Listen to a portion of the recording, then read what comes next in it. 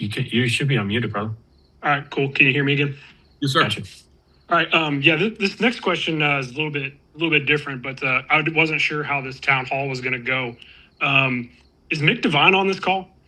No, he's actually, him and Kevin Curtis, they had a DRC event tonight. He was on last night, but I told them, by all means, since they were on last night, please do the DRC event. So the DRC has our full support. They had asked me and him to attend, and I said, I'll do this. Mick will do a little divide and conquer, and he's doing that.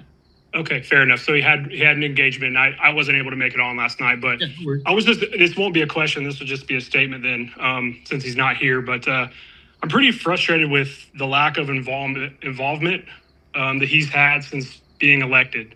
So one of the reasons that, I'll throw it out there. I voted for the guy is because it seemed like during the build up to the election in 2024, he was going to be a big champion for the workforce in improving compensation for us. And since then, I don't tune into everything. Like I'm working and stuff, so I can't see everything. But I think I've seen him maybe on 2 or 3 webinars during the town halls for the extension.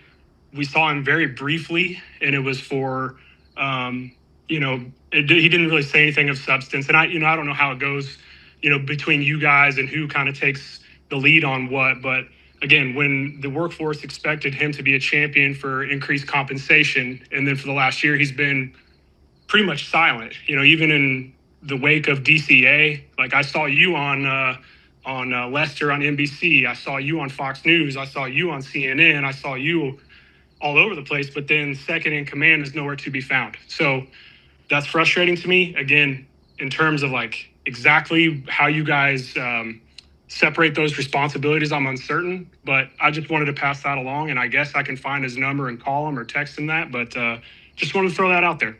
That's all I got. Dylan, I'll give you a little bit of background on some of that. One is my commitment as the president has been to the National Executive Board, saying they're invited to all these. We want to communicate with one voice.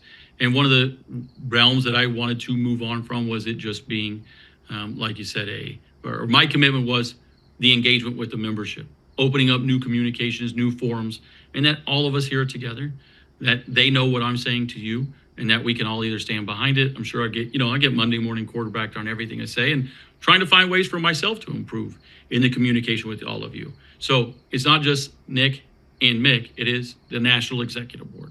And how do we communicate? How do we communicate as one, coming out of a divisive election, and now trying to unite and bring a membership together, especially during these very trying times where most federal workers and federal unions, and one of them being in all of our en route facilities, where the National Weather Service walk across to there, they no longer have a contract and they no longer have a union as federal workers.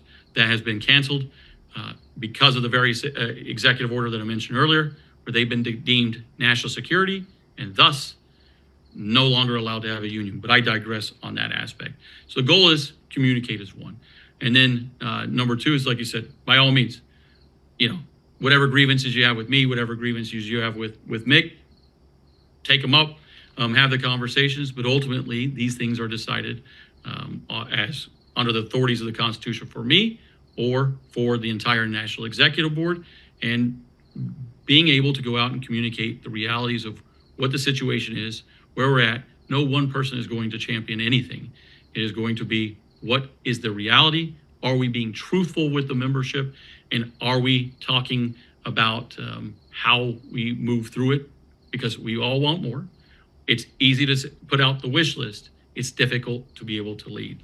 So I just offer that up to you. And the reason that you saw me everywhere right after the shutdown, again, these aren't excuses. I'm just telling you the way it is every RVP and the Mick, I think, had a few opportunities and some of them got carried. Every RVP spoke to the media as well. It's who carries it, who doesn't carry it, what that media market was, what it looks like. Was it local stations? Was it regional affiliates that get picked up on the national news? But they want to, especially in a polarizing event, in a tragic event like that, the NACA president is where most of them want to hear the message coming from. But we tried to maximize our voice. And once we got the message established, utilizing all of them. And then we were getting ready to see, do we need to engage for the next round of it with the FAC reps as well?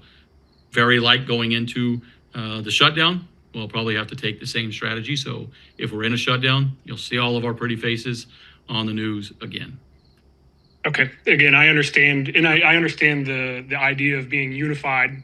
Union obviously makes sense, right? But for me, it's about I hold the people that I vote for accountable to the things that you've promised, right? And so that's where this statement and that message comes from. Yep. So again, I appreciate you taking the time to do this.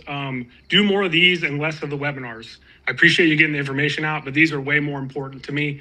Thanks again for taking the second question. You guys enjoy your night. No worries, and we'll do both. Don't worry. I'm going doing these. There's only so many of them that you can do before you exhaust everyone. But the goal is about every 4 to 6 weeks, and that's what I have it planned for the rest of the year. The weekly updates, things happen so fast. We just keep moving on that one as well.